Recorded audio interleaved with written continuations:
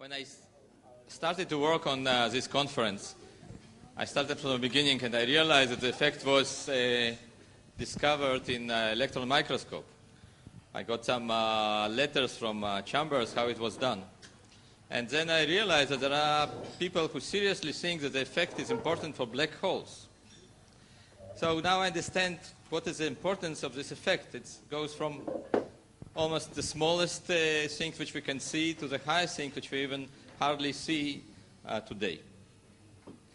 And the effect, it's not something which is still is given and frozen. I understand that even now there are some misunderstanding even between me and you about the meaning of Aharonov-Bohm effect. So it's a live effect which I think it's even more live than like 20 years ago when I was a participant in the conference. And even then I saw so much activities in this. And now I see even more activities, and still it's not resolved. I wait, I think we'll do it in 25 years from now for the next one. And I even hope that it will not be resolved completely even then. Moving now between two states, the United States and Israel, and someone who worked in Israel now in the United States. For those of you who are not in physics, our guest, I'd like to invite Professor David Gross, who is now currently the director of KITP in Santa Barbara. He is the Nobel recipient in 2004, and he has a strong touch with Israel. Please.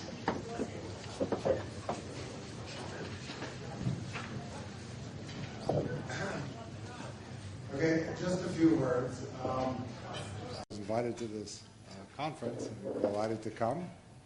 And I've enjoyed it enormously. And it's really inspiring to meet so many people who have been influenced by both the physics and the personality. I never had a chance to meet David Bohm, but I was delighted to see his wife here and to meet her and talk to her a bit. And we'll hear from her shortly.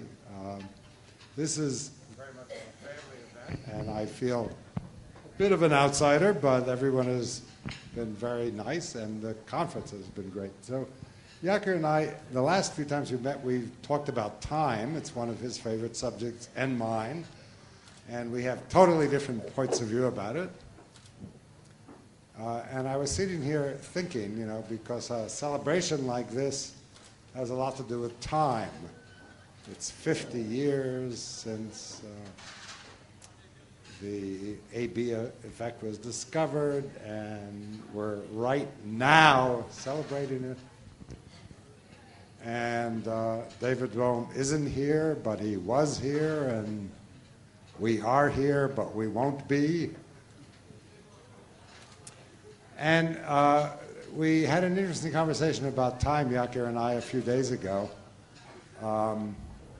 We're both puzzled by what I'm sure many of you think is obvious, namely, we're right here now. There's a now, right? It just left, and now it's the past, and it's in the future, and right now. And, you know, in physics, there's no such thing. There is no now. It's an illusion. If you look at the equations of physics, there's no T0.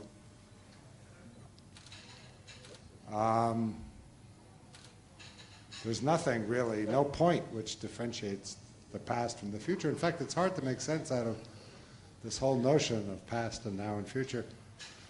And in fact, we shared this, we both brought up and shared this famous letter which Einstein wrote to the widow of a friend of his, saying, trying to console her by telling her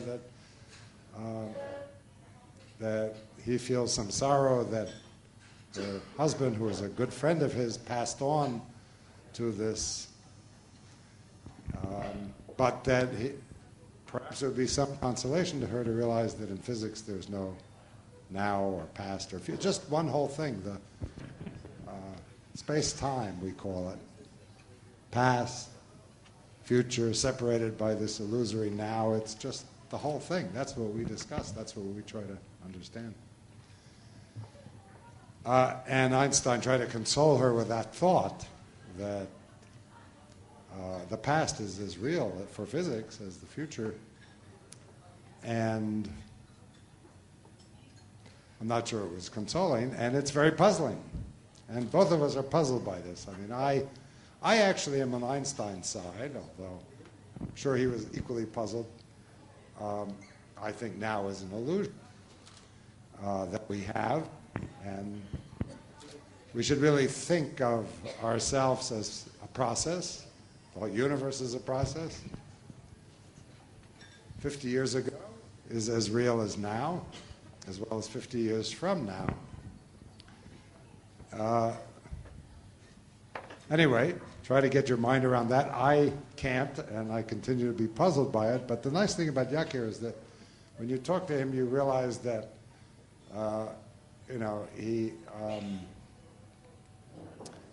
he doesn't know all the answers, and he knows he doesn't know all the answers, and that's why his curiosity continues to grow. So it's a lot of fun to talk to somebody who is equally interested in the questions that have no easy answers. He has a totally different point of view, which I'm not sure I understand. I'm sure he doesn't understand totally. I certainly don't. In which now really has a meaning. And but that will require, he believes, a total change in some profound change in the way we look at physics, new laws of physics. Anyway, neither of us truly understand it, but are puzzled, and it's lovely to come here and to share these puzzles with him, and so many of the other puzzles that are partially resolved, and most interesting ones aren't totally resolved with all of you. So I've had a great time now, which just disappeared. And the process has been great. So anyway, this is a birthday party. It seems to be a combination. I asked Yakir whether he had some date, he was something, but I guess he's so associated with Bohm and the effect that Yakir is only 50, which seems quite appropriate when we talk. So happy 50th birthday, and I wish that you will enjoy the rest of the process, or many more nows, either way. The next person that I'm about to invite will give us more than greetings. This is Professor Sir Michael Berry, who shared with Yakir Aharonov-Bohm Effect, and he will give us a post-greeting and some lecture.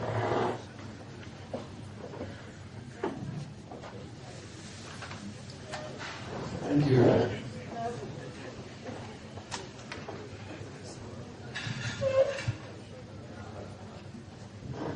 Been a little problem with the sound, so can you all hear me? Even there. Right, good.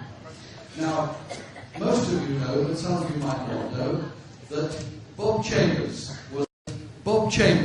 was a professor in Bristol at the time when Yakir and David Bohm were there, and he's still in Bristol, and he asked me to make a few remarks. He decided he couldn't come for this meeting. I gave some remarks this morning about the experiment that he did. He was the first person to experimentally investigate this AB effect that we're celebrating tonight.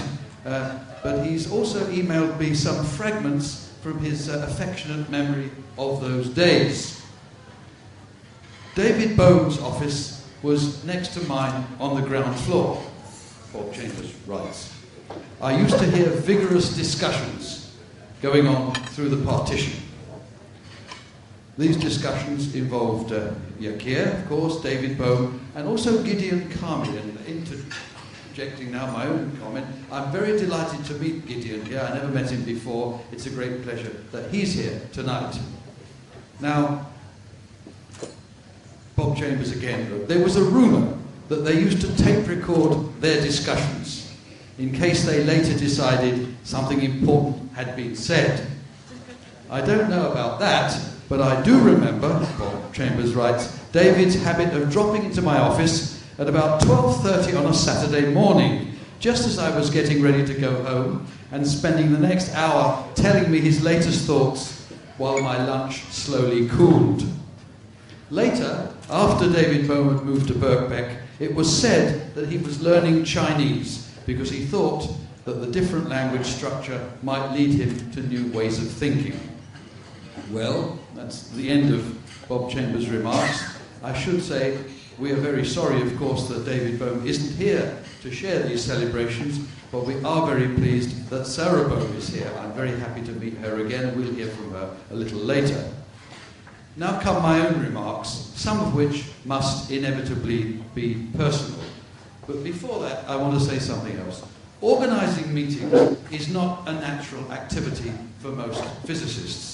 And I imagine that Lev Weidman falls into this majority. But he's done a magnificent job organising this one, assembling the best cast of characters, with the best possible surroundings, and with this fine hospitality we're enjoying tonight. And as you've just heard, we certainly thank him. Now, I don't know if organisation comes naturally to Ricky Cohen and Julie Kupferman, but everything has gone so smoothly that I'm guessing that it does. And so let's thank them too, and all the support staff who have worked with us.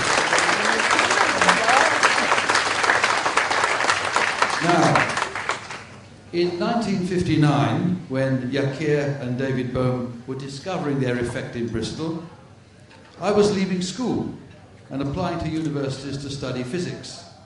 Bristol was my first choice, and they turned me down. But I did go there as a postdoc 6 years later, and my revenge has been to never leave. Now, we heard some very lovely remarks today from Robert Engelman, who was also in Bristol. He was a junior postdoc at the time when, not before me, the time when David and Yakir, Gideon and Kami were there. And he made some very lovely remarks about the department and the intellectual atmosphere and so on. And I just want to say that it's been like that all the time I've been there too. I've only been there 45 years, so I'm still young, but nevertheless, it's still a great place to live and work. Now, A and B had left when I arrived, and although I heard vaguely about their effect, I didn't think seriously about it until the late 1970s, and the stimulus to do so came not from Bristol, but from Giulio Casati in Como. I visited him from time to time to drink grappa on his terrace and discuss chaos in quantum physics, our common interest. And he told me about two of his senior colleagues, Loinga and Bocchieri, who were Aharonov-Bohm disbelievers. And he wondered what I thought of their arguments. Well, that was the start of my interest in AB. I described that earlier today. Now, several years later, I was asked to chair a discussion, a meeting in Como as well, where the disbelievers had asked for this matter to be discussed. And at first they resisted my being a chair on the grounds that because I came from Bristol, I couldn't possibly be impartial. Now, it wasn't a good discussion. They presented their arguments very ungraciously, in my opinion.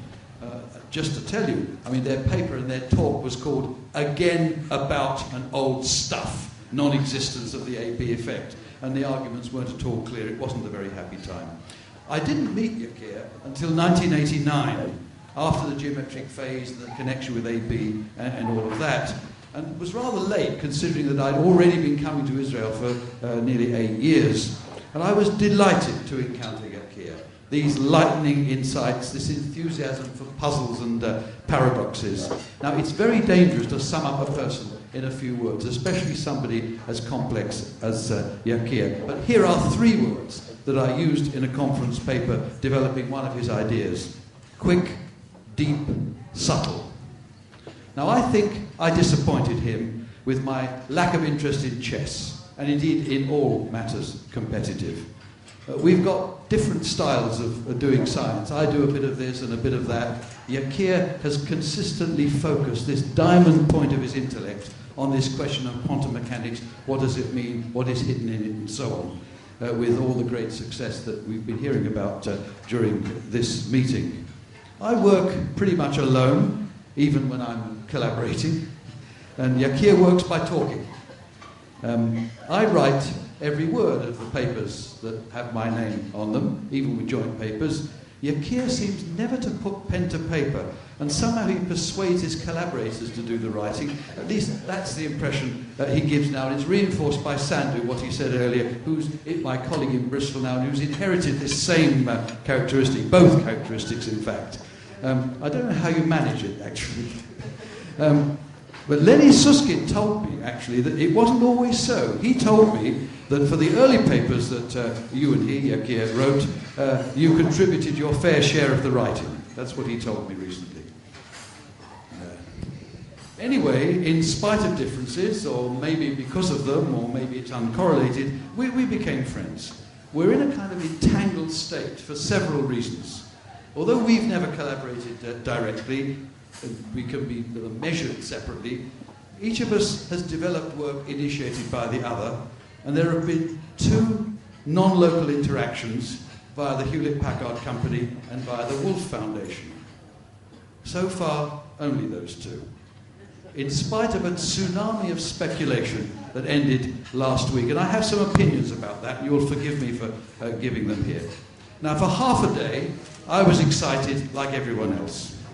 If somebody in a pub tells you that a certain horse is going to win a race, you're emotionally tempted to believe it, especially if a lot of other people are saying the same thing.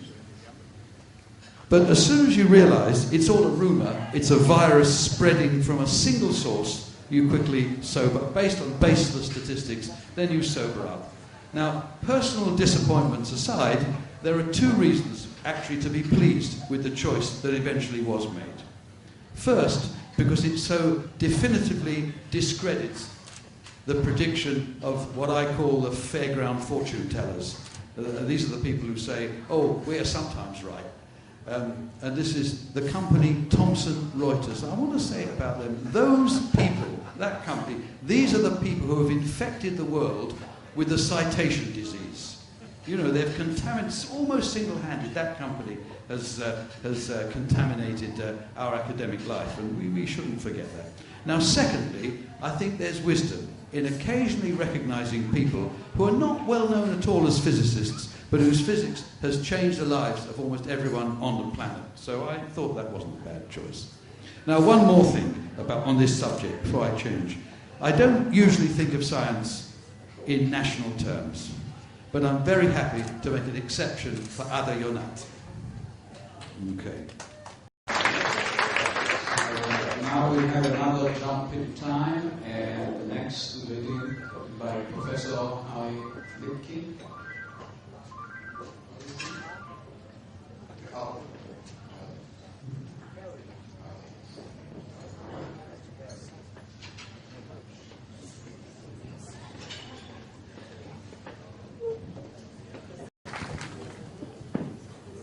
I think I am the one here who has known David Bohm for the longest time, since I met him when I was a graduate student at Princeton in 1946. And he had just come and was teaching a course in quantum mechanics. And there are three aspects of the situation there that were very important to us then and probably forgotten now. First of all, it was clear that quantum mechanics was wrong. And our guru then was Niels Bohr, who told us that quantum mechanics was a great theory for atomic physics. But at the new scale of nuclear physics, we would be needing a new theory which would be as different from quantum mechanics as quantum mechanics was from Newtonian mechanics. And in that atmosphere, it is clear that what had to be done was to find the things that were wrong with quantum mechanics, besides all of the crazy infinities that nobody knew how to explain. And these would give us the clues to the new theory. And this clearly seems to be the things that, atmosphere that motivated Dave Bohm, who gave his course in quantum mechanics and was trying to look for the fundamentals to see what was wrong. Nobody thought of doing any calculations with quantum mechanics because anything that would work had already been done at that time. And any attempts to do more ran into these crazy infinities. Another aspect of this was everyone knew that something was wrong with the meson theory of nuclear forces, because the only meson that was known at that time was the muon, and it did not interact with it. And John Wheeler was very much involved in experiments trying to see what had happened with this mu meson, because it obviously was not interacting strongly, and inventing all kinds of things. People like Arthur Whiteman was a student to explain why this strongly interacting meson, when it was captured in the carbon nucleus, would decay instead of interacting strongly. And the other aspect of the situation was the political situation, which eventually drove David Bohm out of the United States. During the time that I was a graduate student, this was beginning, and in science, with the scientists who were not being cleared. I mean, the ultimate situation was Oppenheimer, but we were already involved with smaller cases, like someone who was not given clearance because a landlady had said that she had seen him reading a copy of this communist propaganda journal, New Masses. In this atmosphere, the Federation of American Scientists asked us to organize a committee on loyalty problems, in which we simply took all the cases, like the one I just mentioned, where people were denied clearance on the basis of crazy allegations, and giving them the legal advice and so on. And David Bohm was an important member of our committee. And this all fell apart when David Bohm was invited to testify at the House Committee on Un-American Activities, and he refused to answer questions because they were trying to implicate friends of his that he did not want to harm. As a result of which, this eventually, of course, led to his effectively expulsion from Princeton University, where he then found a sanctuary in Brazil, and for reasons that are rather obvious, but I don't want to get into it, he wanted to get out of Brazil, and he came to Israel, where I saw him again. And all the time in physics, he was very much concerned about the fact that there were these deficiencies in quantum mechanics, and we had to look for something that would be better. And well, there's much more to be said about this. At the time that I was there, of course, I listened to his courses in quantum mechanics, and then afterwards in advanced quantum mechanics.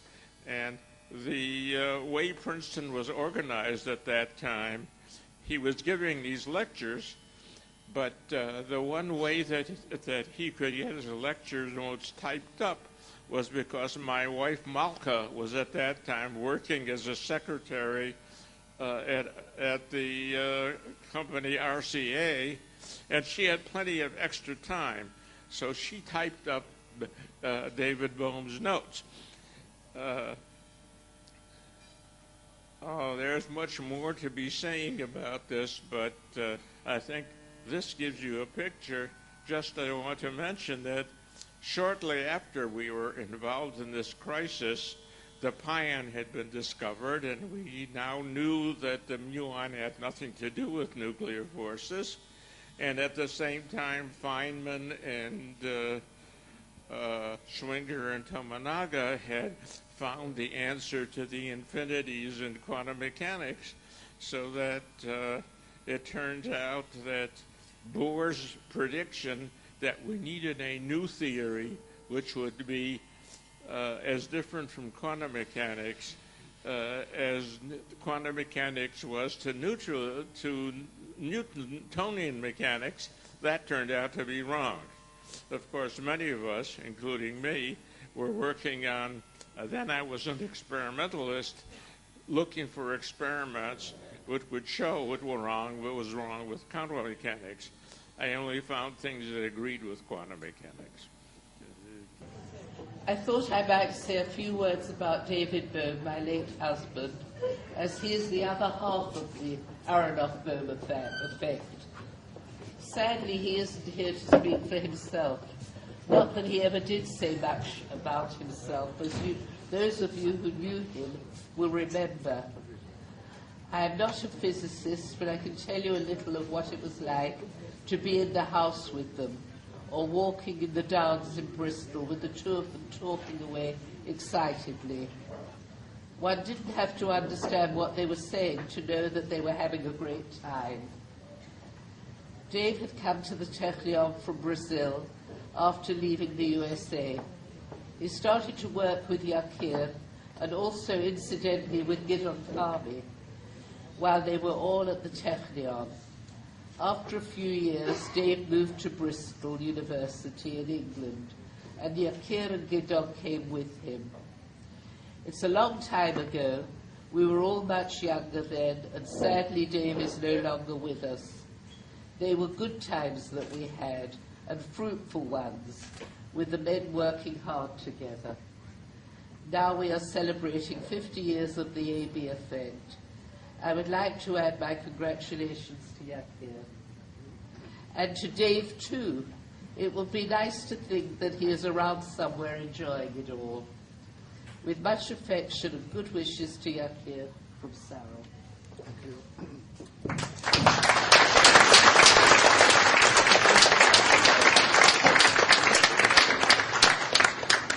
Oh, my. How am I going to get them back?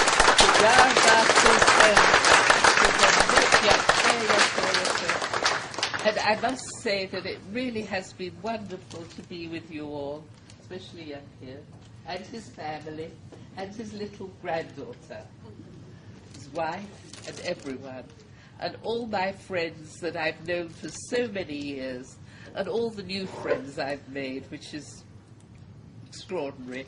I'm just sorry I couldn't read everything that I'd said. I really am very, very tired. I'm an old lady now, and I'm going to claim the right to bow out gracefully. But thank you very, very much. I'm very touched by all the people that spoke so nicely about me and about the effect. And I think the conference is very, very successful. I add my thanks to all the people that helped this to happen. I'm very happy to see Sarah Bohm here. You know, you can call me Sarah. You called me Sarah for years. And Gidon, my friend. It brings beautiful memories from the time we spent together at Bristol. And I still hope that there will be good times in the future. Thank you all very much. And thanks to my family too for suffering me while I do all these crazy things. Thank you. Very good.